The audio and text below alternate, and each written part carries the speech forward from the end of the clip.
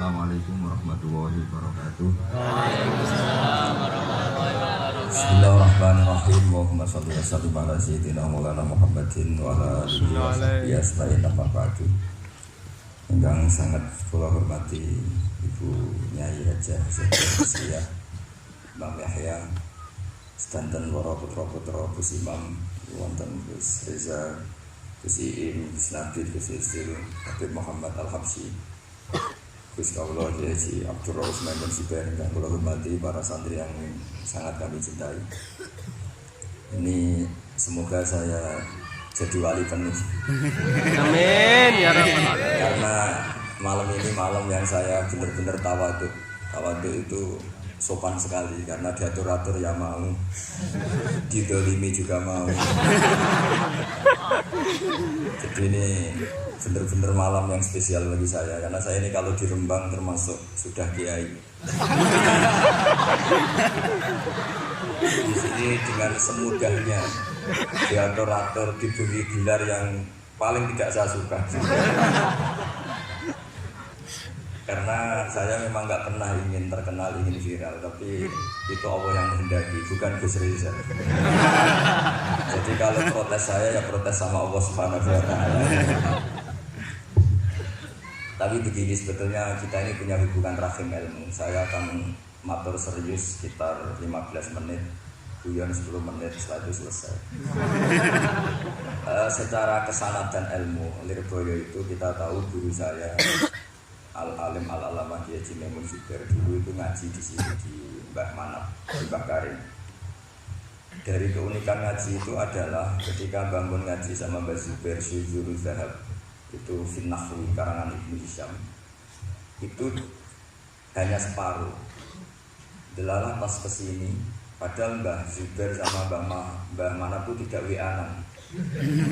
Itu delalah Mbah Manap itu meneruskan persis batas akhir yang diakhiri Mbah Zubair.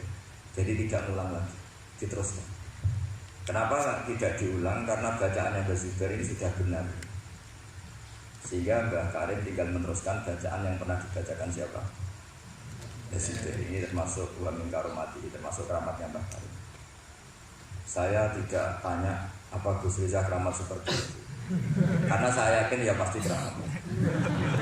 Orang punya anak buah yang macam-macam itu pasti keramat. Contohkan sama saya punya anak buah waria itu bagus. Karena itu persis sanad keilmuan kita. Bapak saya itu pernah cerita ke saya, hormat sama orang macam-macam. Kalau ditanya orang Pak ya, wong ngono kok kancani. Sing gelem dadi ngono ku ya sapa. Ternyata ilmu itu ditemuk Gus Reza. Artinya secara sanad keguruan seperti itu. Dulu Bang Mahfuz ngaji sama namanya Kiai Haji Khalil Harun. Itu masih pernah mbah sama Mbah Maimun karena ya dari keluarga Sarang. Kemudian Gus Imam ya pernah ngaji sama Mbah Mun di Sarang. Di antara guru-gurunya ya termasuk keluarga besar saya. Saya masih ingat betapa fanatiknya Mbah Mun sama Sarang. Ini saya belum pernah cerita Gus Reza, langsung cerita di depan umum biar tadi makdannya itu harga karunnya itu langsung dibagi seperlima. Itu Mbah Mun itu saya masih ingat. Anak putuku senajan to sak wulan itu tahu ngaji ning Lirboyo. Saya kelas 1 aliyah sama masih ingat disuruh nemanin Gus Kamil putra Mbah Mun yang pertama dari ibunya Mas Tia. Itu disuruh pasangan ke sini. Dan saking takdirnya Mbah Mun saya masih ingat. Itu ngasih bisaroh bentuk hadiah takdim sama zaman itu Mbak Idris, Yai Anwar, Mbak Imam, Gus Imam itu diamplopi sendiri. Saya masih ingat pas itu diisi 25.000. Ketika itu makan 1 bulan baru 13.000. Jadi kalau 25.000 ya kira-kira bisa makan 2 bulan. Itu diamplopin sendiri. Disuruh nganturkan Mbak Idris, Mbak Anwar, Mbak Imam sama Gus Kahabis sama Gus Maksum. Jadi saya pernah pasangan di sini. Saya tidak tahu apa ini sudah mewujud apa belum. Tapi karena saya itu niatnya nemani Gus Kamil, saya itu tidak pernah ngaji. Ingat saya dalam 1 bulan itu ngaji 2 kali. Lupa tahunnya karena wali tidak boleh nginget tahun.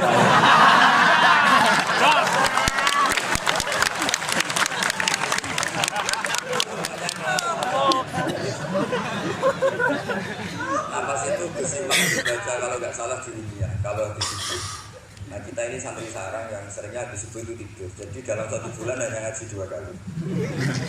Tak pikirnya hanya saya, ternyata Gus kami juga sama. Pas itu ngaji itu bab tamyiz, saya masih ingat bab tamyiz.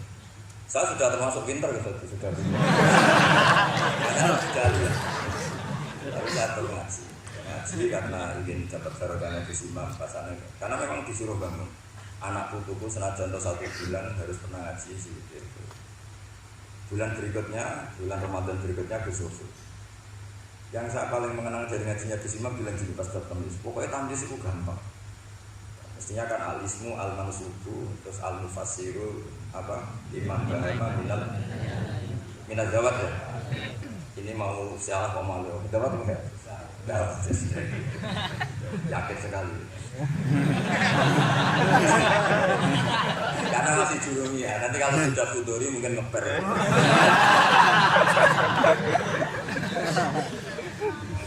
Kemarin cocokkan nasab sama saya, jatuhnya juga saya kalah lagi, disuruh manggil lip. Ya. Saya ini paman sampean Gus.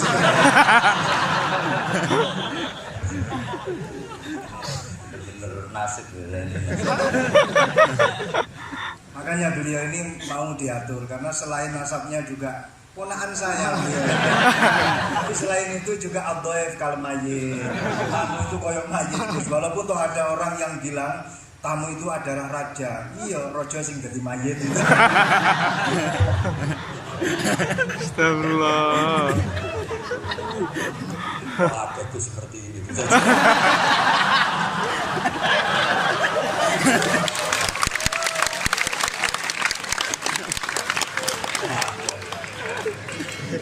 Saya masih ingat Gus Imam itu lucu sekali.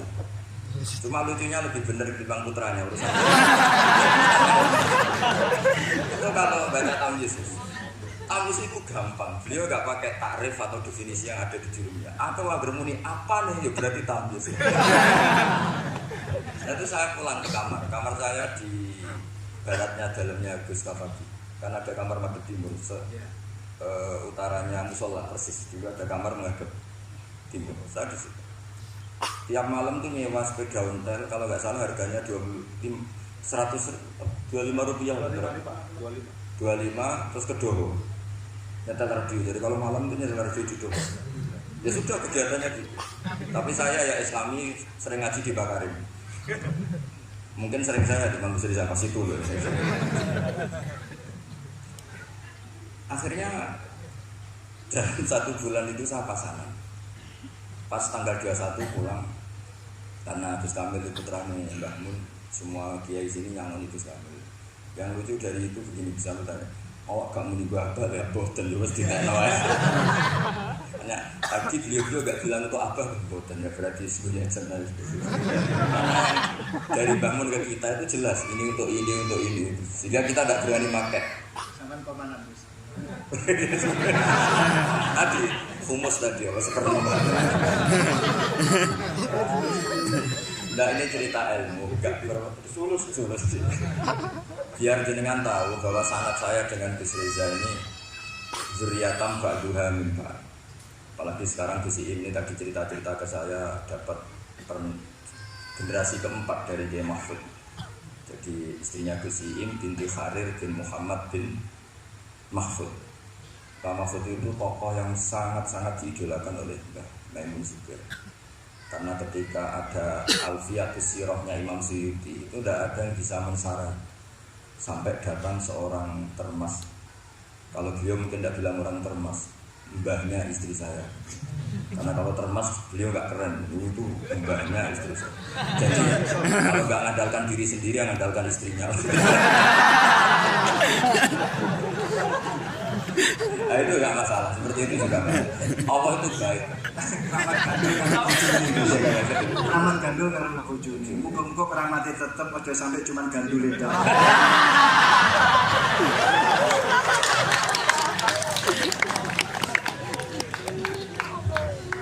Jadi keramat seperti ini boleh mengandalkan orang lain, istri, teman. Saya punya sanad mutasil tentang keluarga kita. Tadi Zuriatam ba'duha min ba'd. Tadi Gus Reza cerita Gus Imam dulu ya pernah ngaji sama pernah Pak Di saya, pernah keluarga saya. Saya juga pernah ngaji, ada di daerah Gus Kamil. Tapi itu tadi, saya hanya pernah ngaji 2 kali. Bukan karena apa-apa, kebetulan meleknya hanya 2 kali. Karena kalau di subuh itu tidur, kalau malam nyewa hotel kedua. Sama Gus Kamil itu. Tapi alhamdulillah itu menjadi saya membekas sekali dengan Pondok Lirboyo. Karena bangun saking cintanya, anakku buat saulan lah harus pernah ngaji di gitu. Beliau katanya dulu pernah ingin di antara rencana pernah mau jadi mantu Lirboyo, tapi Allah menghendaki tidak. Terus beliau ngendikan sekarang wis tak kafaroi katanya, karena Gus Raub jadi mantu Lirboyo, Gus Rodi jadi mantu. Saya tidak akan kafaroi Gus Riza karena baru punya anak kecil tadi.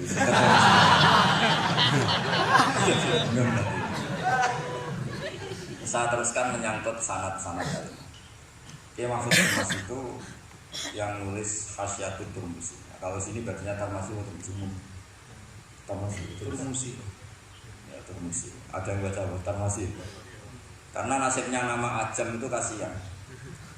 Ada orang itu namanya Tirmizi, yang satu Turmuzi, yang satu Tarmizi. Ada Tarmizi. Ustukhri juga sama. Ustukhri, Istokhri. Apa? Ya itu. Bebas itu ajam kan bebas. Iya, makanya kaidahnya ajamiyun fasna bihi masukta. Ya, Sibro Milisi. Kalau sini bacanya Sibro Malisi. Kalau ada dia yang baca Sibro Milisi. Ada yang baca Sibro Mulusi. Ini hasilnya yang pancing ini Gus Bah. Beliau ini Masya Allah luar biasa dalam pancingan sehingga saya terpancing oleh beliau. Jadi nasibnya kumpul dengan orang yang alim ini ya jadinya ya seperti ini. Ya, saat terus kali ini yang serius. Saya ini karena saya ini sudah tidak dapat cucu duriannya Kiai Makhrus, tapi saya dapat warisannya. Karena sebagian cerita-cerita keramatnya keluarga Lirboyo yang termasuk santri sering diceritani keramatnya Mbak Manap itu saya termasuk ya tentu saja keramatnya Mbak Makhrus. Masyhur itu Mbak Makhrus. Kadang isu sudah dipasukan. Sebenarnya saya mau minta ijazah sama Gus Rizal, potongannya kok gak iso. Saya siap Gus, bukan ijazah, lebih dari ijazah, ijabsah. Kalau tidak ada indikasi bisa, saya pasti minta ijazah. Dan semenjak itu saya sudah tidak berani gosok karena berarti guru saya. Tapi saya nanti ini Bu istikharah dulu. Bisa atau enggak? Nah kebetulan saya ini adalah turunan ke-8 dari orang yang bernama Soleh bin Asnawi Sepuh. Itu gurunya Mbah Soleh Darat. Mbah Mahfud dulu pernah ngaji Mbah Soleh Darat tafsir Jalalain 2 kali. Dulu Mbah Soleh Darat ngaji sama yang Mbah Soleh bin Asnawi Sepuh. Itu ngajinya juga tafsir Jalalain. Dan beliau cara ngaji itu detail sekali. Ini sekaligus apa ya? Habis amaran tidak sopan. Ini peringatan keras bagi yang pernah cuci ngaji. Beliau kalau ngaji ditulis khadar tu indahu tafsirul jalalain marratan. Jadi sebagian ditulis kalau di Al-Mustafid 5 alam minal asanid khatam tu indahu tafsirul jalalain marratan. Ditulis bitamami sempurna. Saya ngaji beliau 2 kali khatam sempurna. Jadi lebih dari 2 kali. Ya, terus juga jeblong-jeblong gitu. Kalau ini enggak moto sama itu untuk ijazah. Dan beliau ketika ngaji Sayyid Abi Bakar Satu, beliau istinad fil fikih itu namanya sama Sayyid Abi Bakar Satu. Itu beliau ngendikan saya ngaji Bukhari bab ini sampai ini, yang enggak menangi ini, kemudian ini tak tambal sendiri. Ini mbah-mbahnya istrinya siapa ini? Terus ini temannya adik saya satu kelas, tak tanya tadi lebih beli mana gak tahu Gus. Ya, karena sekarang tawaduk ini lebih beling itu supaya dianggap wali karena tawaduk itu. Jadi kan, makanya saya sering ngomong seenaknya itu karena gitu. Yang tawaduk pun tidak jaminan lebih sopan. Jadi tawaduk untuk diakui baik. Jadi repot. Ngeles itu gitu. Ngeles. Saya. Mbak Mahfud itu ngaji lama sekali sama saya Abu Bakar sampai beliau kecakapan. Saya ini tahadus bin nikmah. Kalau baca Khasyatul Turmusi itu nggak tahu bedanya dengan I'anatul Thalibin. Saking persisnya ibaratnya Mbah Mahfud itu persis seperti malakah yang dipunyai Sayyid Abu Bakar, yaitu Sabri. Nah, Sayyid Abu Bakar Sato itu punya kakak kandung sekaligus gurunya karena bareng sama Ruji, namanya Sayyid Umar Sato. Sayyid Umar Sato itu gurunya Mbah Ahmad bin Suhaib, mbahnya Mbah Mun. Jadi dulu Mbah Ahmad itu ngaji sama Sayyid Umar. Sayyid Umar Sato itu diantara khas pengajarannya adalah hanya mau ngajar kitab yang bisa dihafalkan, al-mutun, sehingga meskipun nagoman atau matan dihafalkan. Makanya terus ada muhafadzah di Indonesia karena sanad dari Sayyid Umar itu santri harus menghafalkan. Yang menjadi beda dan masalah itu era Gus Reza, hafalan itu untuk naik kelas. Dulu tidak hafalan itu hafalan saja untuk jadi orang alim, sekarang untuk naik. Sehingga saya sering digojlok, saya ini masih hafal dunia, hafal imriti, saya itu masih banyak hafalan. Itu sering digojlok sama teman-teman. Gus dulu ngaji pasti gak setor. Buktinya apa? Hafalannya masih. Kalau kita jadi saya malah yang masih hafal malah dianggap satu kesalahan. Saya sampai sekarang masih hafal Alfiyah, Jurumiyah, tapi malah disalahin sama temen. Pasti dulu gak setor. Buktinya masih. Nah yang bener yang lupa-lupa itu. Karena udah di setor. Memang bahasa setor itu salah. Wong ilmu kok di setor. Ya hilang. Itu yang bener siapa? Saya itu membela santri bodoh, saya berkali-kali. Ternyata yang nggak hafal sama yang hafal itu pinter ya. Nggak hafal karena sudah disetorkan. Saya itu punya teman musyawarah mu'in. Saya dulu itu Rais Mu'in. Itu nggak pernah menang sama santri paling dia. Ketika tanya kenapa kamu tidak jawab, sakjane aku iso, cuma tawaduk gak jenengan. Monggo jawab. Itu sampai sekarang dia jadi kiai. Tiap ada muskilat yang sama saya, Gus ini dijawab. Sakjane kula nggih saged, tapi kepengin tawaduk. Itu saya itu ya mangkel ya. Kalau mangkel dia tawaduk, mau husnudon kayaknya goblok betul.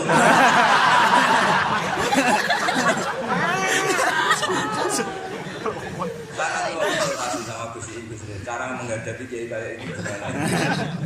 Jadi mau dibenci itu tawadhu, mau diyakini tawadhu kayaknya memang enggak.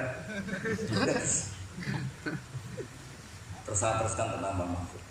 Jadi guru-guru kita ini zuriyatan Pak Juhami. Saya sampai sekarang ngaji di Pondok Damaran, itu pondoknya generasi ke-7 lah. Itu juga babahnya keluarganya. Itu kan jadinya itu dulu itu luar biasa. Zaman itu sudah ngarang kitab. Jadi Mbak Raden Asnawi yang terkenal itu termasuk pendiri NU itu masih cicit dari Kiai Haji Asnawi Sepuh. Kiai Haji Asnawi Sepuh itu punya anak namanya Soleh, yaitu gurunya Mbak Soleh. Dan jadi itu saya Mbak ke-7 atau ke-8 dari itu. Jadi semua saya Gus Reza, Gus di sini itu zuriyatan Pak Duhamin. Nah ciri zuriyah sing marbiyah itu yang diridani Allah itu adalah karakter ajadatnya, karakter leluhurnya itu terjaga. Makanya Nabi Yusuf mengatakan wattaba'tu millata abai Ibrahim wa Ishaq wa Yaqub. Maka nalana an musyrika billahi min syai. Saya mengikuti jejak leluhur-leluhur kami. Beliau menyebut mulai Ibrahim, Ishaq, Yaqub. Ciri utama leluhur itu adalah maka nalana an-musyrika billahi. Saya tidak akan melakukan syirik kepada Allah. Makanya ketika saya dulu belum hafal Quran, bapak hanya ngendikan begini, "Hak, kowe kudu ngapal Quran, kowe nak hafal kepaten obor." Artinya misalnya mbah kita bisa baca Khasyatul Turmusi.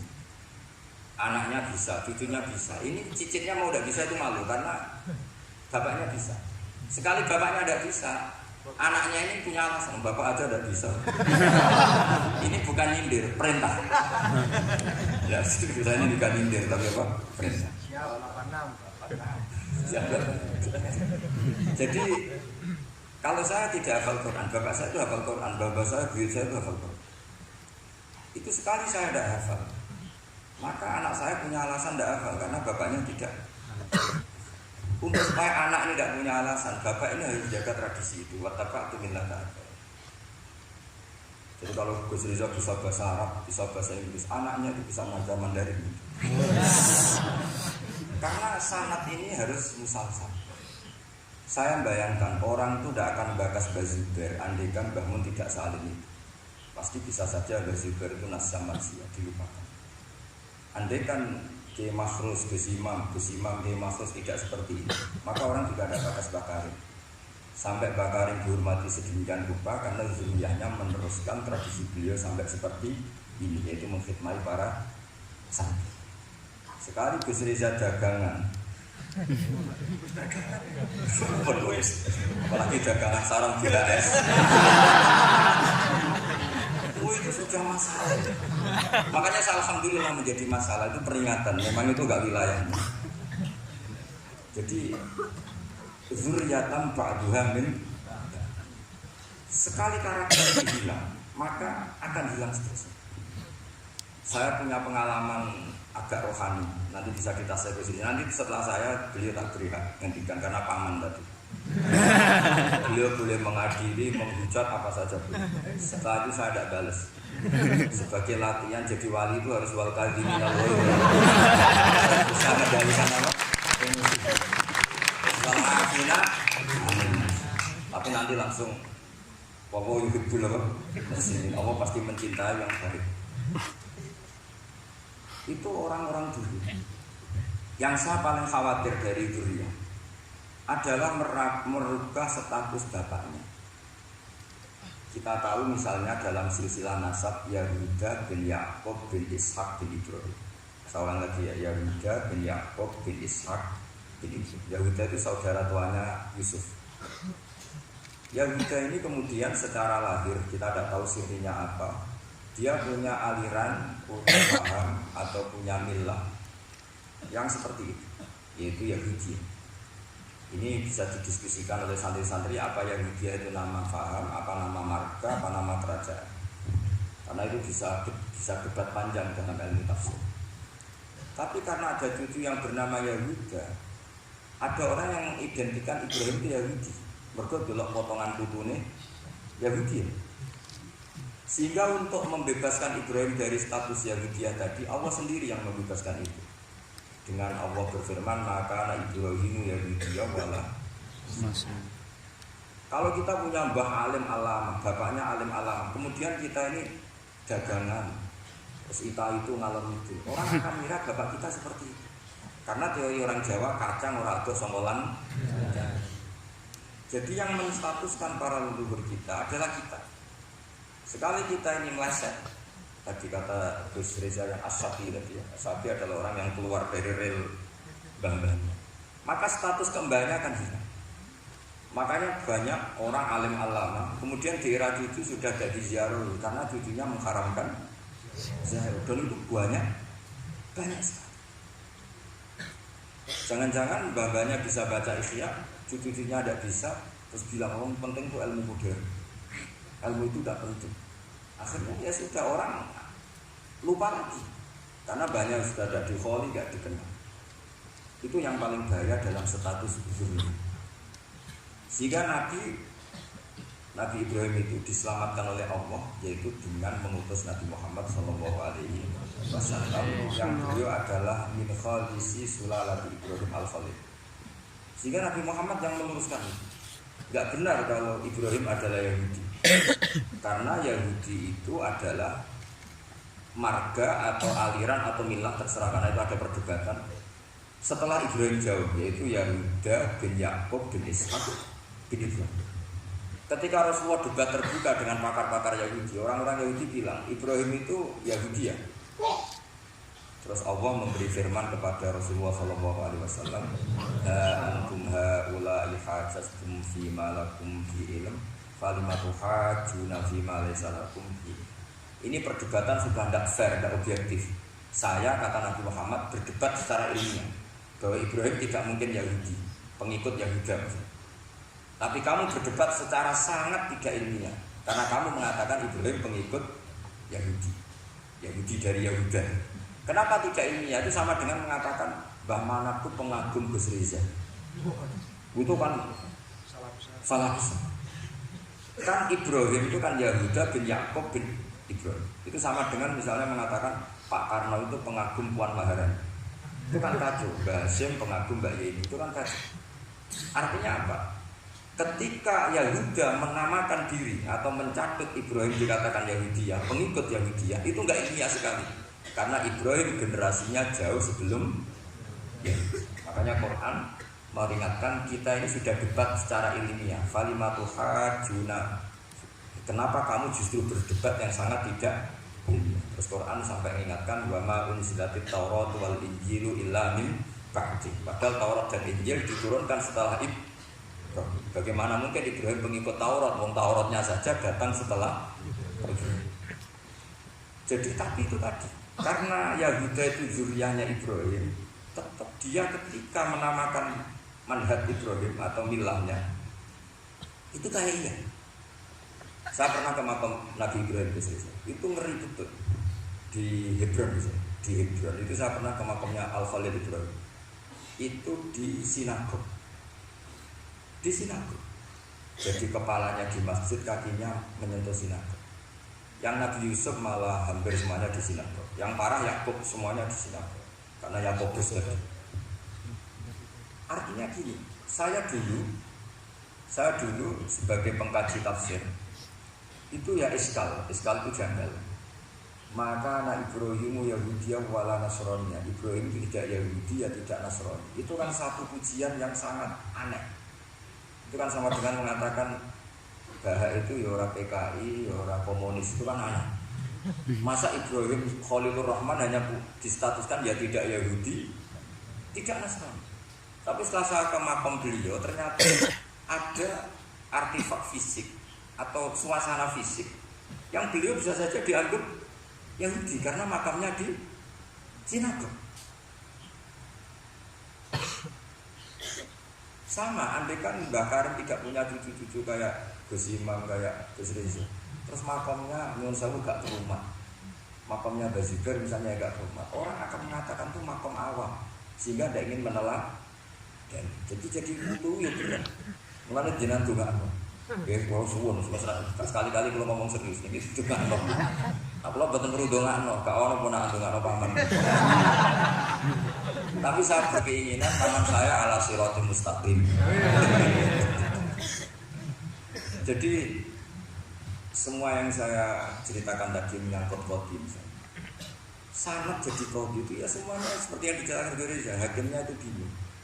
Karena memutuskan ini tanah milik siapa, harta karun itu. Dulu kamu kira Nabi Sulaiman itu serius ya enggak? Beliau itu relax. Tapi kalau punya keputusan di situ ada dua perempuan. Ya sebut saja dalam tafsir-tafsir misalnya Sohiro sama Gabiro. Sama punya anak kecil karena masih keluarga anaknya itu mirip. Kemudian anak yang satu itu dimakan serigala. Hilang. Dimakan serigala. Terus lapor ke Nabi Daud. Karena yang meyakinkan itu yang satu diputuskan ini milik kamu, misalnya milik yang adiknya. Ketika keluar dari situ ketemu Nabi Sulaiman. Kalau saya hakimnya maka keputusannya tidak seperti itu. Nabi Sulaiman waktu itu umurnya 13 tahun. Akhirnya dipanggil sama Nabi Daud. Ya sudah putuskan kamu. Nabi Sulaiman ngambil pedang atau pisau. Ya sudah tak bagi dua. Nanti separuh nanti. Nabi Sulaiman ya suka humor. Masa anak mau dibagi dua nanti separuh. Terus yang histeris nangis itu yang besar, yang mbaknya. Yang kecil tenang-tenang saja. Akhirnya sama Nabi Sulaiman diputuskan dikasihkan yang nangis histeris. Ditanya sama yang kecil, kenapa kamu putuskan milik mbak saya? Orang wong anak apa dipotong kok tenang-tenang wae. Jadi kelihatannya rileks, tapi dari basis ilmu yang luar biasa. Kalau kamu betul merasa sebagai itu anak kamu, pasti kamu histeris. Akhirnya dikasihkan yang bisa. Jadi tidak semua nabi itu kalau memutuskan serius, Nabi Sulaiman itu rileks. Ya tapi tentu tidak kayak Gus Rizal, lebih benar gitu. Lebih benar.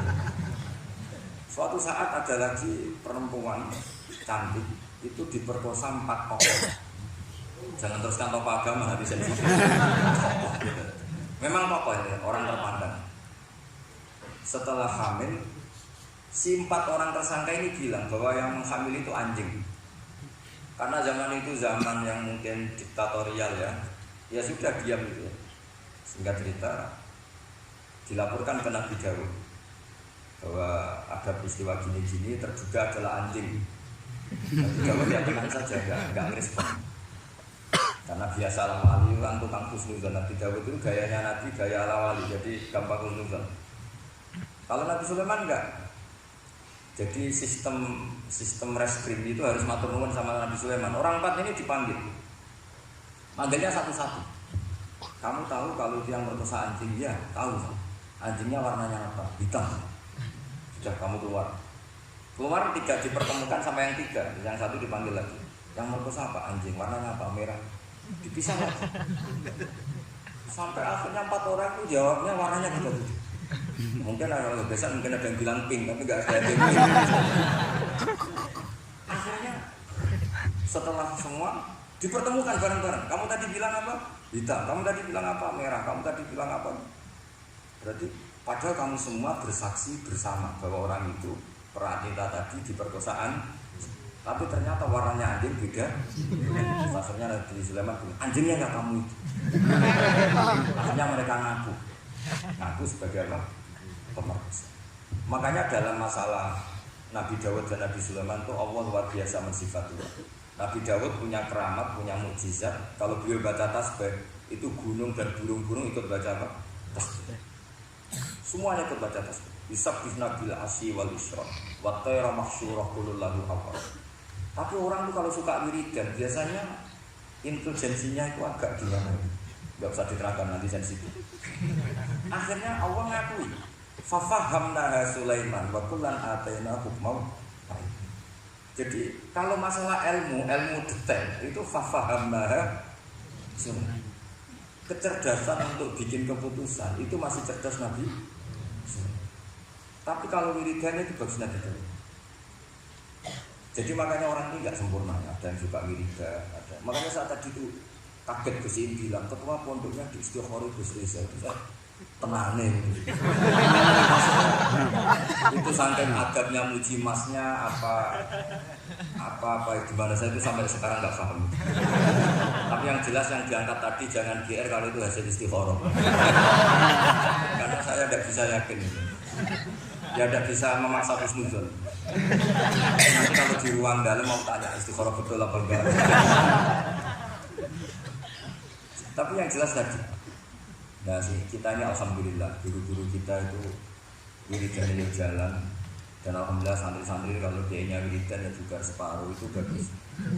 Saya bukan mengajarkan tapi itu bagus. Kata digabungan sama Gus Iin, pantangannya ahlul ilmi adalah tidak boleh melakukan ijabu malam yajib, mewajibkan sesuatu yang tidak wajib. Saya itu mondok sarang itu lama sekali. Itu Mbah Mun yang imam itu yang bubar ya separuh lebih. Bangun ya senyum-senyum saja. Ketika ada kiai tanya, Mbah kok boten jenengan wajib no wiridan? Ora oleh ijabu malam wajib, mewajibkan sesuatu yang tidak wajib. Nah, santri-santri tahu kalau itu tidak wajib. Oh iya, pimpinannya aja. Jadi konstitusinya ahlul ilm itu beda. Tahrimu malam yahrum itu ya kriminal, ijabu malam yajib juga kriminal. Bahkan di Habib Abdul bin Husain bin Thohir itu dikategorikan dosa besar. Karena pondok-pondok ilmu itu nggak berani wajibkan santrinya wiridan karena takut ijabu malam yajib. Akhirnya keterusan bersolat langsung ngopi boleh ini. Kadang rokoknya orang dipatahin bersolat langsung. Jadi kita ini sengawur-ngawur kita karena sebagai ahli ilmu itu masih benar. Ngawur saja benar, apalagi pas benar. Karena memang sanad ya, saya ulang lagi. Sanad ahli ilmu itu beda, khas. Sehingga kadang orang-orang yang di luaran sana, jangan bilang buku sebelah, pokoknya di luaran sana nanti jadi sensitif. Saya itu pernah ditanya satu pertanyaan sangat ekstrim. Ini karena ada paman saya nanti tak mintakan jawab. Itu sangat sensitif. Yaitu orang-orang kota pernah tanya saya, Pak Bahak, kenapa ada hadis mangqala la ilaha illallah dakhalal jannah wa in zana wa in sah. Itu kan ekstrim. Kok kayak Islam itu membolehkan zina? Karena yang pernah zina pun asal melafalkan la ilaha illallah pasti dakhalal. Saya kebetulan pas itu ya kok pas pinter Gus Rizal. Jadi ya bisa jawab. Terus saya bilang gini, justru saya bilang hadis itu menunjukkan satu kaidah ilmiah yang luar biasa, yaitu kebenaran yang absolut itu tidak boleh terganggu oleh perilaku sosial. Misalnya saya ditanya 1 tambah 1 pasti tak jawab 2. Lonte ya jawab 2, maling ya jawab 2, koruptor ya jawab 2. Karena kebenaran absolut itu tidak boleh diganggu oleh status sosial. Sehingga orang yang pernah zina pun melafadzkan 1 tambah 1 2 ya sah. Yang ketua wali juga sah, wali biasa ya sah, setengah wali juga. Karena kebenaran absolut adalah kebenaran yang siapapun pasti mengatakan demikian. Yang ketangkap KPK ya bilang 1 tambah 1 2, KPK-nya bilang 1 tambah 1. Nah, eksistensi bahwa Allah sebagai Tuhan itu eksistensi yang absolut, sehingga harus sah meskipun dikatakan orang yang pernah zina. Akhirnya saking keramat itu terus nganggep pulau guru nih, terus ngaji sama saya sampai sekarang. Nah, saya berharap produk-produk al-makhrusiyah itu sampai seperti itu. Jadi ada saat dimana kita maknani wa zina ini bukan urusan melegalkan zina atau menganggap biasa zina, enggak. Tentu zina itu sangat buruk. Innahu kana fahisah wa sa'a sabila, buruk sekali. Tapi ada konteks dimana absolutisme kebenaran itu tidak bersyarat apapun. Sehingga orang yang kafir puluhan tahun, mungkin ratusan tahun, ketika melafadzkan la ilaha illallah berarti sudah sah menjadi muslim. Karena kalimat ini adalah kalimat yang orang kafir dengan kalimat itu menjadi muslim. Sebab itu kita pasti menolak faham takfiri, faham yang mudah mengkafirkan orang lain. Karena logikanya gampang. Wong kalimat ini yang kafir saja menjadi muslim, lagi sing tukang wiridan la ilaha illallah malah dianggap kafir. Aku tahu mikir, tahu orang kan kira-kira. Sekali-kali saya serius dan pamane bangga pun aneh-aneh.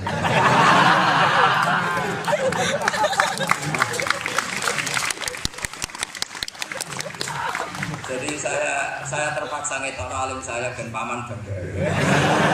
Orangku ya alim pemenang pamane.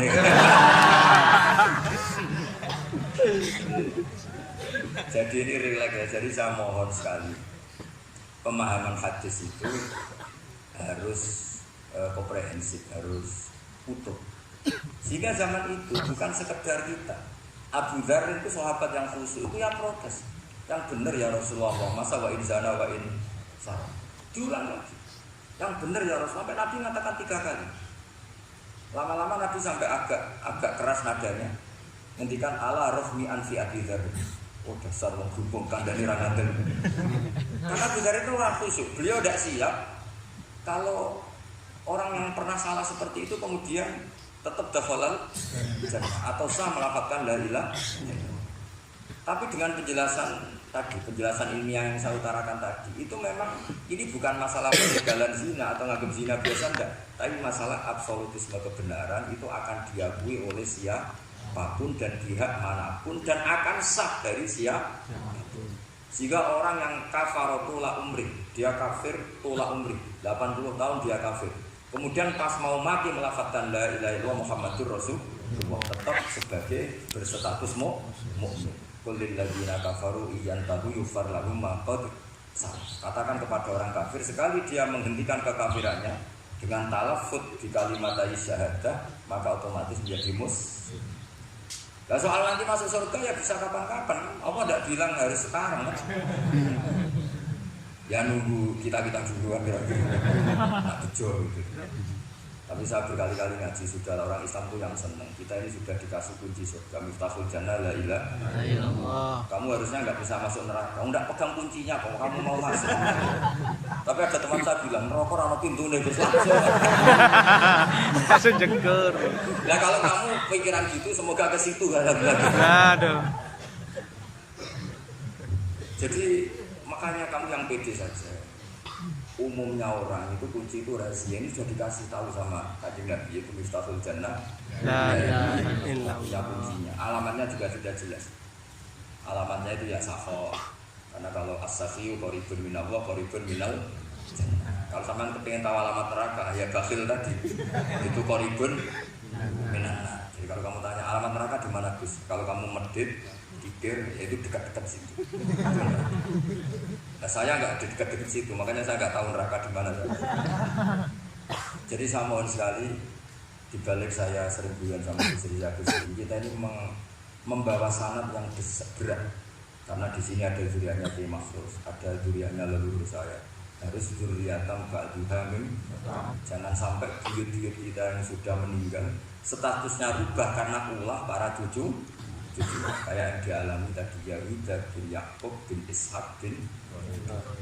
Nah, kita tidak pernah tahu itu apakah agama, apa marga, itu masih jadi perdebatan.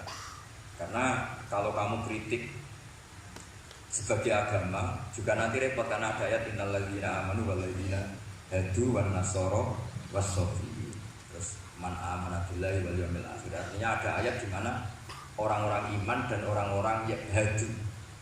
Nah, kalau hadu ini kamu anggap satu faham agama nanti repot. Masa Yahudi kok disejajarkan innal ladzina amanu wal ladzina hadu. Makanya jadi perdebatan para ahli tafsir. Makanya ada ahli tafsir maknanya innal ladzina amanu wal ladzina hadu lan wong sing tau Yahudi. Ini balaghah ditibari makanan, pakai status dulu. Mau tidak mau secara bahasa memang seperti itu. Misalnya ada preman tobat di tangan Gus Rizal mesti bilang, "Gus iki preman sing wis tobat." Saya wis tobat kok darani preman. Itu namanya ditibari makanan. Jadi dengan status yang iki wong kafir tapi saiki wis Islam. Lho wis Islam kok darani wong kafir. Ada yang maknani sehingga enggak perlu kamu jadi orang liberal yang menyamakan semua agama terus dari innal ladzina amanu wal ladzina hadu wan nasara was-sabi man amana. Semua agama itu sama. Buktinya ayat itu sama, pakai wawu ataf. Iku ora tau ngaji tafsir gitu. Kalau sudah ngaji tafsir insyaallah enggak akan seperti itu. Jadi ayat itu tuh ada ilmunya. Dan alhamdulillah di pondok sini, di pondok Lirboyo juga diajarkan ilmu balaghah. Jadi kadang penamaan itu bukan sekarang tapi diitibari makan ngitung dulu. Paham ya? Kayak kita mengatakan ini kafir tapi sudah Islam. Itu paradok gak? Wong sudah Islam dikatakan kafir. Itu bisa sampai goblok, saiki pinter. Goblok kok. Ya, ngoten mawon mau karena bingung. Assalamualaikum warahmatullahi wabarakatuh.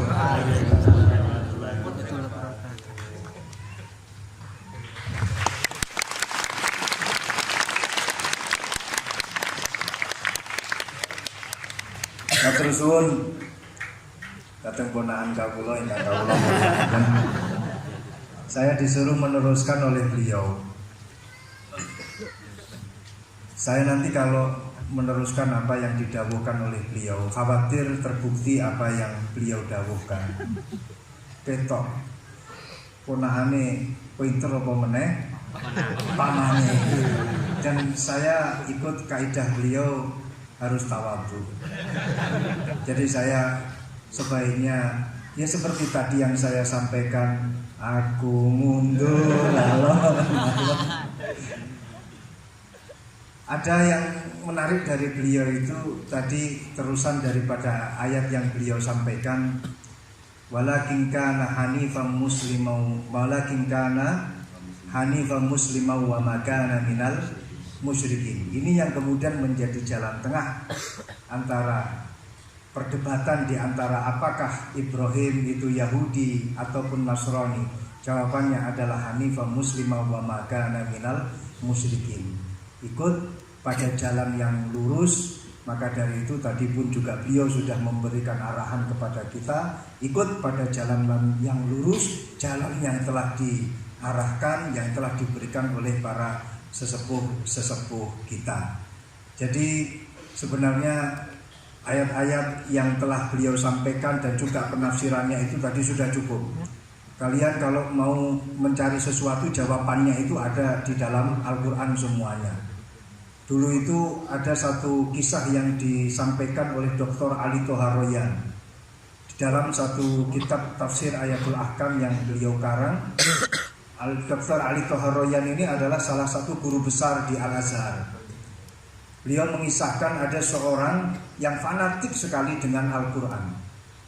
Itu memang sudah menjadi keharusan kita, fanatik terhadap Al-Quran. Tapi ini fanatiknya luar biasa. Seorang pembuat roti, beliau fanatiknya kepada Al-Quran ini luar biasa. Setiap kali ditanya oleh orang, apakah Al-Quran ini menerangkan tentang bagaimana caranya kita memasak, ada jawabannya di dalam Al-Quran. Apakah di dalam Al-Quran itu ada caranya kita main sepak bola, ada jawabannya, semua di dalam Al-Quran. Ma farratna fil kitabi min syai'. Fassalnahu tafsila. Semuanya sudah dijelaskan oleh Allah.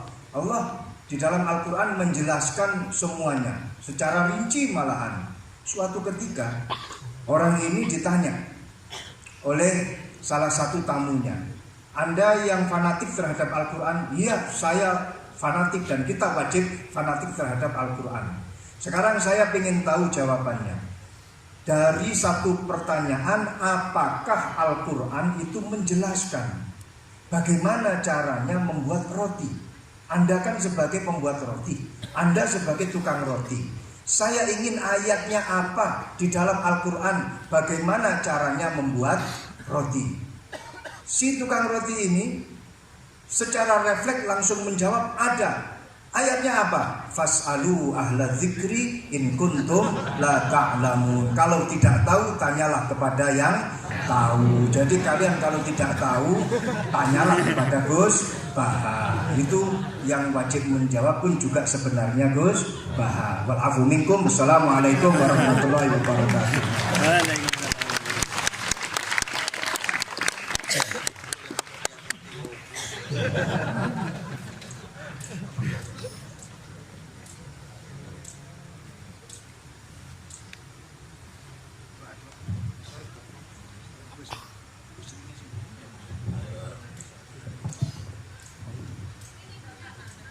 Iki sing dongo anake paling akeh.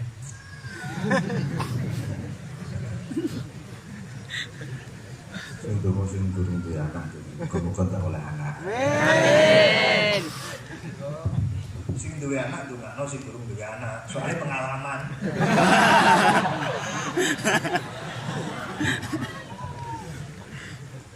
Sing akeh anake Gus Baha. Itu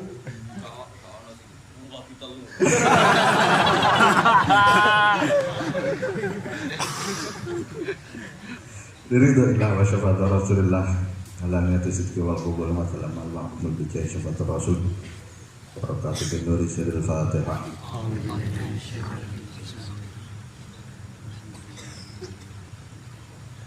Luar kecil masyarakatnya masyarakat goyah oleh berkat di dalam maharusan mahir masyarakat dalam atas Rabu Syahid Bayi Hadid Muhammad Bahaya mencoba bagi sholat sahabat Nabi Allah Mahamsi Sudah fura ini Bismillah barakatuh Syekh al-Walid Bayi Pemilihan Makrus Siril Fatihah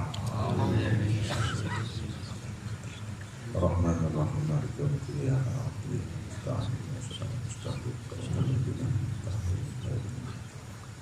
Bismillahirrahmanirrahim. Alhamdulillahi rabbil alamin. Allahumma shalli wa sallim ala sayyidina Maulana Muhammadin al-Fatih lima ughliqa wal khatim lima sabaqa nasrul haqqi bil haqqi wal hadi ila siratikal mustaqim wa ala alihi wa sahbihi haqqa qadrihi wa miqdarihi al-'azim. Allahumma jannibna afiyyah wa salamat taqwa wal istiqamah wa itamam mujibatina dama innaka sami'ud du'a. Allahumma ya fattah iftah alaina futuhal arifin.